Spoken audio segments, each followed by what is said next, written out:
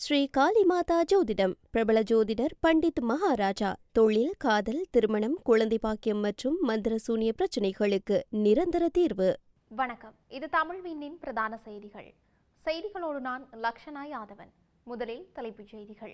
கோட்டாபயவின் செயலாளர் மீது சாணத்தை கொண்டு தாக்குதல்.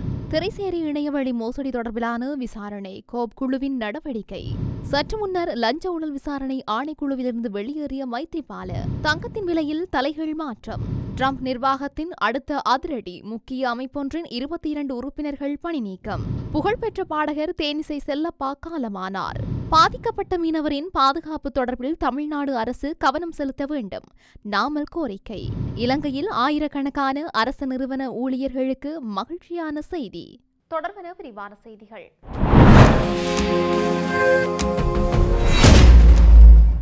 பத்ரமுல்ல பகுதியில் போராட்டம் ஒன்றை மேற்கொண்ட முன்னாள் ஜனாதிபதி கோட்டாபய ராஜபக்சவின் அப்போதைய செயலாளர் சுகீஸ்வர பண்டார பிரதேசவாசிகளால் துரத்தியடிக்கப்பட்டுள்ளார். இதன்போது சுகீஸ்வர பண்டாரா உள்ளிட்ட தரப்பினர் மீது சாணத்தை கொண்டு தாக்குதல் நடத்தப்பட்டுள்ளது. திரைசேரியிலிருந்து 2.5 மில்லியன் டாலர்கள் ஹேக்கர்களுக்கு சென்ற சம்பவங்களுக்கு எதிர்ப்பு தெரிவித்து நிதியமைச்சின் செயலாளரின் இல்லத்திற்கு முன்னதாக மேற்படி போராட்டம் நடத்தப்பட்டுள்ளது. குறித்த போராட்டத்திற்கு கடும் எதிர்ப்பு தெரிவித்துள்ள பிரதேசவாசிகள் அதனை கலைப்பதற்காக சாணத்தை வீசி தாக்குதல் நடத்தியுள்ளதாக தெரிவிக்கப்பட்டுள்ளது. அதனைத் தொடர்ந்து சம்பவ இடத்திற்கு காவல்துறையினர் குவிக்கப்பட்டதுடன் போராட்ட பிரதேச வாசிகளின் எதிர்ப்புக்கு மத்தியில் தப்பிச் சென்றுள்ளனர். திரைசேரியில் இடம்பெற்ற இணையவழி மோசடி தொடர்பாக நிதி அமைச்சின் செயலாளரை குழுவின் முன் முன்னிலையாக அழைக்க உள்ளதாக பொதுநிதி குழுவின் தலைவர் நாடாளுமன்ற உறுப்பினர் ஹர்ஷடி சில்வா தெரிவித்துள்ளார். சமீபத்தில் 2.5 மில்லியன் ரூபாய் மதிப்பிலான திரைசேரி மோசடி குறித்தே இந்த விசாரணைகள் ஆரம்பமாக உள்ளதாக அவர் கூறியுள்ளார். அதன்படி இன்று குறித்த குழு கூடுவதாகவும் அச்சபையில் நிதி அமைச்சக செயலாளரை குழுவின் முன் முன்னிலையாக அழைப்பதற்காக பரிந்துரையை முன்வைக்க தாம் உத்தேசித்துள்ளதாகவும் ஹர்ஷடி சில்வா தெரிவித்துள்ளார். நான் இன்று கோப் குழு உறுப்பினர்களை வரவழைத்துள்ளேன். திரைசேரி மோசடி சம்பவம் தொடர்பாக நிதி அமைச்சக செயலாளரை வரவழைக்க வேண்டும் என்பது என் கருத்து. அவர் நாடாளுமன்றத்திற்கு விளக்கம் அளிப்பது அவசியம். இது அரசியலமைப்பின் கீழ் உள்ள ஒரு நாடாளுமன்ற அதிகாரம். நிதி அமைச்சு செயலாளர் கோப் குழுவின் முன் முன்னிலையாகாமல் இருப்பதற்கு எந்த காரணமும் இல்லை. நிதி அமைச்சக செயலாளர் மற்றும் சம்பந்தப்பட்ட அதிகாரிகளை கோப் குழுவின் முன் கூடிய விரைவில் வரவழைப்பது குறித்து இன்று குழு உறுப்பினர்களுடன் கலந்துரையாடி ஒருமித்த கருத்தை எட்ட நான் எண்ணியுள்ளேன். இக்குழுவில் உள்ள அரசாங்க உறுப்பினர்களுக்கு இந்த முன்மொழிவை நிராகரிக்க எந்த காரணமும் இல்லாததால் அவர்கள் இதற்கு ஒப்புக்கொள்வார்கள் என்று நான் நம்புகின்றேன் என்றும் அவர் கூறியுள்ளார். முன்னாள் ஜனாதிபதி மைத்ரிபால சிறிசேன சற்று முன்னர் லஞ்ச அல்லது ஊழல் விசாரணை ஆணைக்குழுவிலிருந்து வெளியேறியுள்ளார். குறித்த ஆணைக்குழுவினால் நடத்தப்படும் ஒரு விசாரணை தொடர்பாக வாக்குமூலம் அளிப்பதற்காக இன்று காலை வருகை தந்திருந்த நிலையில் வாக்குமூலம் வழங்கிய பின்னர் புறப்பட்டுச் சென்றதாக தெரிவிக்கப்படுகின்றது. முன்னாள் ஜனாதிபதி மைத்ரிபால சிறிசேன லஞ்ச அல்லது ஊழல் குற்றச்சாட்டுகளை விசாரணை செய்யும் ஆணைக்குழுவிற்கு வருகை தந்திருந்தார். இன்று அவர் லஞ்ச ஊழல் விசாரணை ஆணைக்குழுவில் முன்னிலையானதாக தெரிவிக்கப்பட்டிருந்தது. வாக்குமூலம் ஒன்றை வழங்குவதற்காகவே அவர் இவ்வாறு அந்த ஆணைக்குழுவில் முன்னிலையாகியதாக தெரிவிக்கப்பட்டது. இலங்கையில் தங்கத்தின் விலையில் இன்று சிறிய வீழ்ச்சி பதிவாகியுள்ளதாக அகில இலங்கை நகையக வியாபாரிகள் சங்கம் தெரிவித்துள்ளது. 24 கேரட் தங்க பவுன் ஒன்று நேற்று 3,97,000 ரூபாயாக விற்பனை செய்யப்பட்டு வந்த நிலையில் இன்று 2,000 ரூபாய் குறைவடைந்துள்ளது. அகில இலங்கை நகையக வியாபாரிகள் சங்கத்தின் அறிவிப்பின்படி 24 கேரட் தங்கம் பவுன் ஒன்று 3,95,000 ரூபாயாக விற்பனை செய்யப்படுகின்றது. 22 கேரட் தங்கம் பவுன் ஒன்று 3,63,400 ரூபாயாகவும் விற்பனை செய்யப்படுகின்றமை குறிப்பிடத்தக்கது. சர்வதேச சந்தையில் கடந்த சில நாட்களுடன் ஒப்பிடுகையில் இன்றைய தினம் தங்கத்தின் விலையில் சிறிய வீழ்ச்சி பதிவாகியுள்ளது. அதன்படி ஒரு அவுன்ஸ் தங்கம் 4,669 அமெரிக்க டாலர்களுக்கு விற்பனை செய்யப்படுகின்றது. இதேவேளை நேற்றைய தினம் ஒரு அவுன்ஸ் தங்கத்தின் விலை 4,720 டாலர்களாக பதிவாகியிருந்தது. அதே நேரம் ஒரு அவுன்ஸ் வெள்ளி 74.23 அமெரிக்க டாலருக்கு இன்று விற்பனையாகின்றது.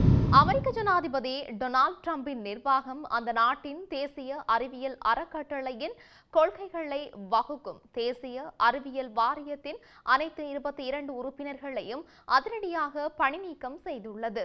அரசாங்கத்தால் நிதியளிக்கப்படும் இந்த உயர்மட்ட அமைப்பின் உறுப்பினர்கள் அனைவரும் நீக்கப்பட்டிருப்பதை வாரியத்தின் முன்னாள் உறுப்பினர் ஒருவரும் சட்டமியற்றுபவர்களும் உறுதிப்படுத்தியுள்ளனர். கல்வித்துறை மற்றும் சர்வதேச வளர்ச்சிக்கான அமெரிக்க நிறுவனம் உள்ளிட்ட பல முக்கிய முகமைகளை தொடர்ந்து அரசாங்க கட்டமைப்பில் ட்ரம்ப் மேற்கொண்டு வரும் தீவிர மறுசீரமைப்பு நடவடிக்கைகளின் ஒரு பகுதியாகவே இது பார்க்கப்படுகின்றது. ட்ரம்பினால் கடந்த 2020 ஆண்டு இரண்டாவது முறையாக அறிவியல் வாரியத்திற்கு நியமிக்கப்பட்ட ரோஜர் பீச்சி என்பவர் இந்த நீக்கத்திற்கான எந்த காரணமும் தங்களுக்கு தெரிவிக்கப்படவில்லை என்று கூறியிருந்தார். தங்கள் சேவைக்கு நன்றி தெரிவிக்கும் ஒரு சுருக்கமான மின்னஞ்சல் மூலமே இந்த பணி நீக்கம் உறுதி செய்யப்பட்டதாக அவர் குறிப்பிட்டுள்ளார். இந்த நடவடிக்கைக்கு ஜனநாயக கட்சி உறுப்பினர்கள் கடும் கண்டனம் தெரிவித்துள்ளனர். அமெரிக்காவின் அறிவியல் மற்றும் புத்தாக்க முயற்சிகளுக்கு ஜனாதிபதி ட்ரம்ப் பாதிப்பை ஏற்படுத்துவதாக குறிப்பிட்டுள்ள நாடாளுமன்ற அறிவியல் குழுவின் மூத்த உறுப்பினர் ஜோலோஃப் பிரென் இந்த வாரியம் இனி ஜனாதிபதியை தட்டி கேட்க முடியாத தீவிர விசுவாசிகளால் நிரப்பப்படுமா என்ற கேள்வியையும் எழுப்பியுள்ளார். இந்த பணி நீக்கங்கள் குறித்து ஜனாதிபதி ட்ரம்ப் இதுவரை பகிரங்கமாக எந்த கருத்தையும் தெரிவிக்கவில்லை. தமிழ்நாட்டின் புகழ்பெற்ற நாட்டுப்புற பாடகர் 1980களில் ஈழ விடுதலை போராட்ட பாடல்கள் மூலம் ஈழத் தமிழர்களிடம் பரவலாக அறிமுகமானார். இலங்கையில் ஆயுத போராட்டம் முடிவடையும் வரை விடுதலை பாடல்களை பாடி வந்தார். தமிழகத்தின் திருநெல்வேலி மாவட்டம் சிங்கிலிப்பட்டி கிராமத்தில் 1941 ஏப்ரல் 21 பிறந்த இவர் 85வது வயதில் இன்று காலமானார். ஈழத்தமிழர்களின் போராட்ட உணர்வுகளை தனது குரல் மூலம் திருநெல்வேலி மாவட்டம் சிங்கிலிப்பட்டி போராட்ட மேடையில் பாட்டு கச்சேரி ஒன்றை நடத்த சீபா ஆதித்தனார் விரும்பினார். அதற்கு பாடகர்கள் யாரும் வராத நிலையில் தேனிசை செல்லப்பா மட்டும் சென்றதால் செல்லப்பா மேடையேற்றப்பட்டார். அவரது பாடல் பிடித்து போன சீபா ஆதித்தனார் செல்லப்பாவை தமது அரசியல் பிரச்சாரத்தில் நியமித்து கட்சி அலுவலகத்திலேயே தங்க வைத்தார். அங்கிருந்தபடியே கட்சி மேடைகளிலும் திராவிட கழக மேடைகளிலும் பாடிக்கொண்டிருந்தார் செல்லப்பா. அந்த நேரத்தில் இலங்கையில் 1964 அக்டோபர் 30 மலையக மக்கள் வெளியேற்றும் ஸ்ரீமாவோ ஒப்பந்தப்படி இலங்கையிலிருந்து 5 லட்சம் மலையக தமிழர்கள் அகதிகளாக இந்தியாவிற்கு அனுப்பப்பட்டனர்.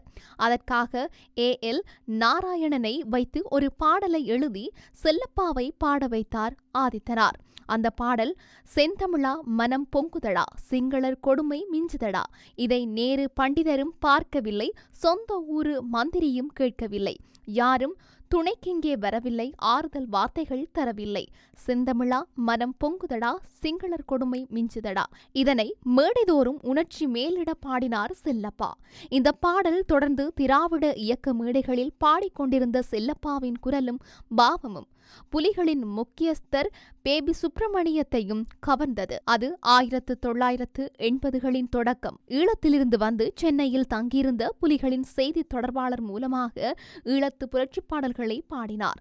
1990 ஆண்டு அவர் ஈழத்திற்கு அழைக்கப்பட்டார். யாழ் கோட்டை மைதானத்தில் நடந்த முத்தமிழ் விழாவில் அவரது கச்சேரி நடைபெற்றது. லட்சக்கணக்கான மக்கள் அதில் கலந்து கொண்டனர். அதனைத் தொடர்ந்து வடக்கு கிழக்கின் 8 மாவட்டங்களிலும் அவரது கச்சேரி சிறப்பாக நடைபெற்றது.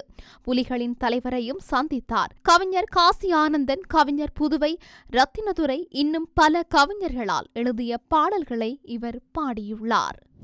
யாழ்ப்பாணத்தைச் சேர்ந்த மீனவர் ஒருவர் தமிழ்நாட்டின் சில மீனவர்களால் தாக்கப்பட்ட சம்பவம் குறித்து நாடாளுமன்ற உறுப்பினர் நாமல் ராஜபக்ச தனது கரிசனையை வெளியிட்டுள்ளார்.